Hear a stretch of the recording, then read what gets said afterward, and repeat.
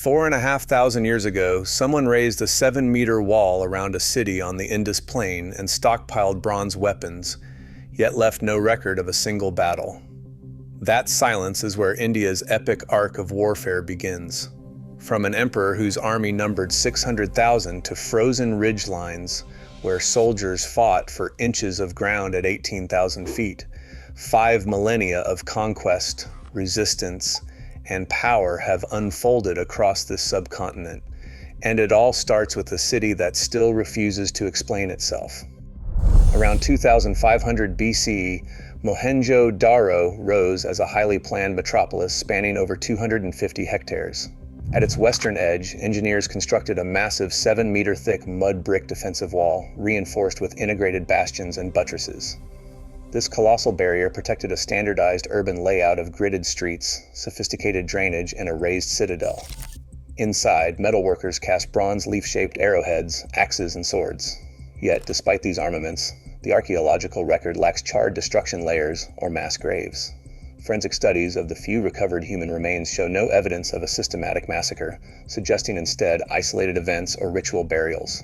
Rather than an empire forged in blood, Mohenjo-Daro represents an era where massive engineering and weaponry served to preserve civil order, long before the rise of India's great marching armies. Around 322 BCE, the rise of the Mauryan Empire transformed the subcontinent through unprecedented military organization. Chandragupta Maurya forged an empire stretching across northern India, sustained by a vast state bureaucracy. The Greek ambassador Megasthenes recorded an army of immense proportions, reporting 600,000 infantry, 30,000 cavalry, and 9,000 war elephants. This fourfold military force, comprising infantry, cavalry, chariots, and elephants, depended on a highly organized network of imperial roads, state-controlled granaries, and the fortified capital at Pataliputra, which was protected by a massive wooden palisade with 570 towers and 64 gates. By 261 BCE, Chandragupta's grandson, Ashoka, directed this military machine against the eastern coastal state of Kalinga. The campaign ended in annexation, but the human cost was catastrophic. In Major Rock Edict 13, Ashoka made a public admission of the violence, recording that 100,000 people were slain and 150,000 were deported, while many more perished from disease and famine. Rather than hiding the brutality of his victory, the emperor carved his remorse directly into stone boulders across his realm. This public admission of cost became a deliberate tool of statecraft, transforming Mauryan governance from expansionist conquest to a rule based on moral authority and the principles of Dhamma. By the 9th century, the center of strategic gravity expanded from the river valleys of the north to the southern coastlines. Under Rajendra Chola I, the Chola Empire turned the Bay of Bengal into an imperial transit corridor. The Thiruvalangadu copper plates record this transition, revealing how the dynasty mobilized state-commissioned merchant vessels, including ships built with traditional Ulu and Kedal hull designs, into a formidable navy. This was a thalassocracy built on a pragmatic model. The Cholas transformed trade fleets into war fleets to protect ocean lanes and extract tribute. In 1025 CE, Rajendra I launched a massive transoceanic raid against the Srivijaya Empire in Southeast Asia, projecting power across thousands of miles of open water. From fortified Coromandel ports like Kavaripattinam, Chola authority proved that Indian sovereignty was not bound to the earth, but could ride the monsoon winds to secure regional dominance. 80 kilometers north of Delhi, the flat plains of Panipat became the recurring arena where the fate of northern India was decided. On April 21, 1526, Babur's invading force of 15,000 men confronted Ibrahim Lodi's army of nearly 40,000. Lodi relied on massive numbers and traditional war elephants, but Babur introduced an unfamiliar terror to the plains, gunpowder. Lashing hundreds of baggage carts together to form a wagon fort, Babur positioned his matchlock men and field artillery firing heavy stone shot behind the barricade. As Lodi's forces charged, Babur deployed the Tulugma, a rapid flanking maneuver where his highly mobile cavalry swept around the enemy's rear. The combined impact of artillery fire and swift horse archers broke Lodi's army within hours, ending the Delhi Sultanate and establishing the Mughal Empire. 30 years later, in November 1556, the plains hosted a struggle for imperial succession. The young Akbar, represented by his regent Bairam Khan, fielded 10,000 seasoned horsemen against Hemu, a general who had seized Delhi with a force of 30,000, including a formidable vanguard of war elephants. Hemu commanded from atop his elephant, presenting a rallying point for his troops. The battle seemed lost for the Mughals until an arrow pierced Hamu's eye, knocking him unconscious. Seeing their leader fall, the leaderless army panicked and scattered. This unexpected stroke of fortune secured the young Akbar's throne, allowing him to consolidate a centralized empire. By January 1761, the tactical equation shifted again. The Maratha Confederacy, expanding northwards, deployed an army of over 250,000, including a vast train of camp followers, equipped with French-trained field artillery. They met Ahmad Shah Durrani's Afghan coalition of 70,000. Rather than relying on static guns, Durrani exploited superior mobility and logistics. Weeks before the battle, Afghan forces severed the Maratha supply lines, starving the camp. On the battlefield, Durrani's mobile Zambarak swivel guns, mounted on camels, and long-range Jizel muskets systematically picked apart the Maratha ranks. Despite their modern cannons, the hungry, isolated Marathas suffered a catastrophic defeat. While this shattered Maratha dreams of northern hegemony, it did not erase their power in the south, leaving a fragmented subcontinent that soon faced colonial expansion. In the mid-17th century, Shivaji Bhonsle established a new model of power in the rugged Western Ghats, countering massive imperial armies with sheer mobility. Shivaji rejected traditional slow-moving campaigns in favor of guerrilla warfare, a strategy of swift hit-and-run ambushes that turned the mountainous terrain into a weapon. His forces seized and fortified key peaks like Raigad and Pratapgarh, constructing a network of hill forts that served as secure logistical bases and launch pads for rapid raids.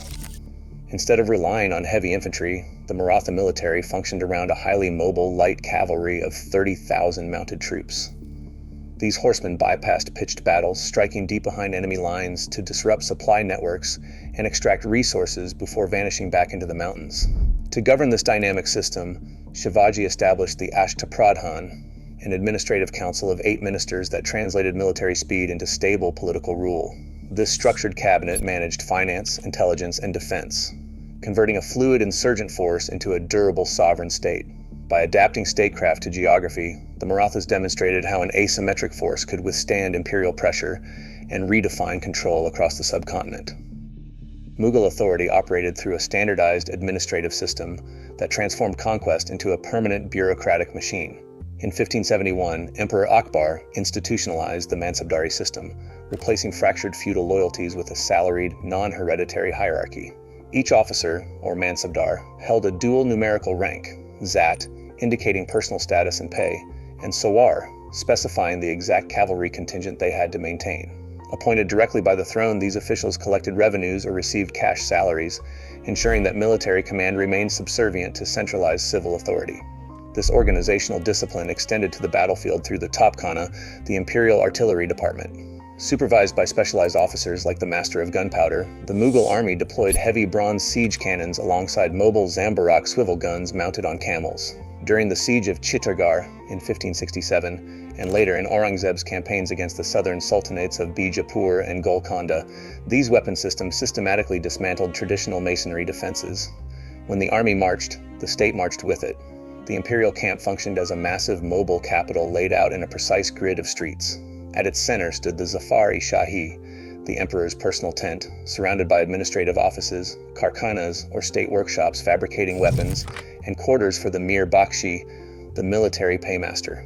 This mobile administration allowed the sovereign to issue decrees to distant subahdars while conducting active campaigns, merging military logistics with everyday governance. Through this framework, battlefield success directly fed courtly legitimacy. Victory confirmed the emperor's divine right to rule, while the distribution of spoils, titles, and elevated ranks reinforced the loyalty of the nobility. By binding the warrior's honor to the administrative ledger, the Mughal state proved that enduring power was not merely won on the field, but sustained through the ledger. Following the fragmentation of Mughal authority, a private joint stock corporation established a new system of power across the subcontinent. After the Battle of Plassey in 1757, the British East India Company transitioned from a trading enterprise into a territorial sovereign.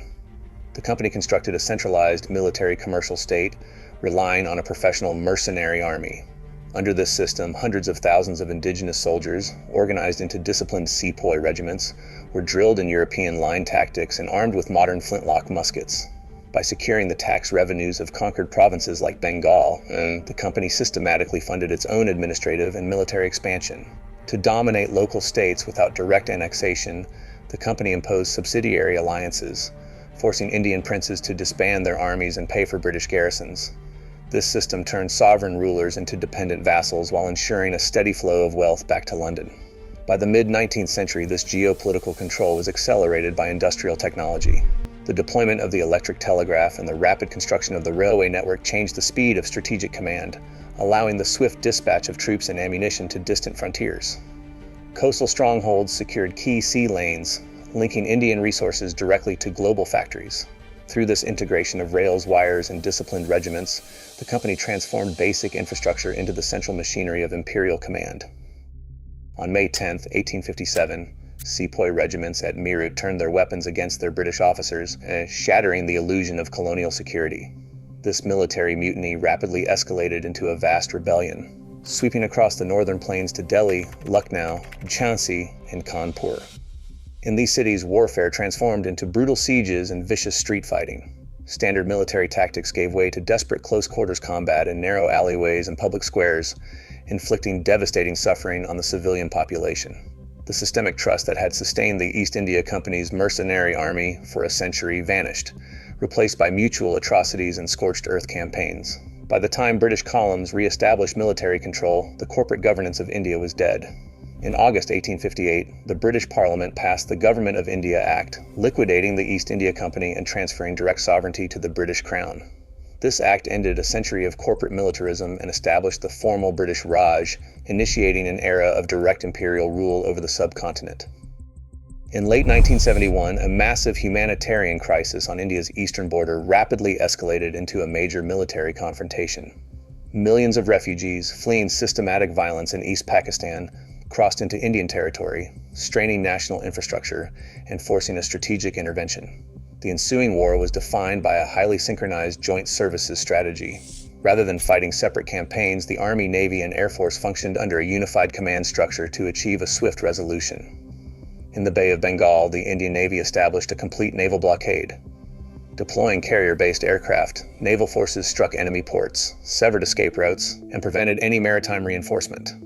Simultaneously, the Indian Air Force secured total air superiority over the Eastern Theater within 72 hours, neutralizing enemy airfields and protecting the advancing ground forces. On land, mobile army divisions bypassed heavily fortified enemy positions, utilizing rapid flanking maneuvers and riverine transport to navigate the complex delta terrain. This multi-pronged offensive converged directly on the capital city of Dhaka. By December 16th, this coordinated pressure forced the unconditional surrender of over 90,000 Pakistani troops, resulting in the creation of the sovereign nation of Bangladesh. This victory permanently redrew the political map of South Asia. It established that modern Indian military power operated as a highly disciplined instrument of the state, capable of executing rapid joint campaigns to defend national interests and reshape regional geography.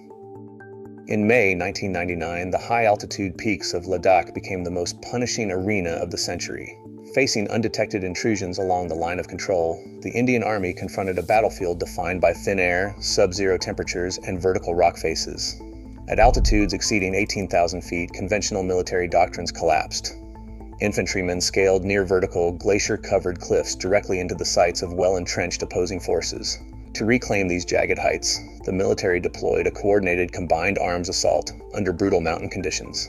Behind the advancing soldiers, artillery batteries fired thousands of high-explosive shells in direct firing roles, echoing off the rock with 130mm guns. Overhead, the Indian Air Force deployed MiG-21 and Mirage 2000 fighters, adapting laser-guided munitions to strike narrow ridgeline bunkers amidst unpredictable winds. This was a war of absolute physical endurance, where logistics dictated survival. Every round of ammunition, every drop of fuel, and every liter of water had to be carried up steep paths or airlifted by helicopters flying at their performance limits. Supported by forward-deployed medical units and night vision equipment, infantry units systematically cleared the peaks one ridge at a time. By July, the recapture of Tiger Hill and Tololing secured the heights, proving that even in the modern era, ultimate control of the state still rests on the endurance of the soldier who stands upon the ground. Today, the ancient frontiers of the subcontinent are no longer mere lines on a map, and they are heavily guarded, living realities. The strategic imperatives of past empires still dictate the defense of modern India. In a shifting global order, this history is no relic of the past. It remains the active blueprint for a nation's survival. Join the conversation in the comments below.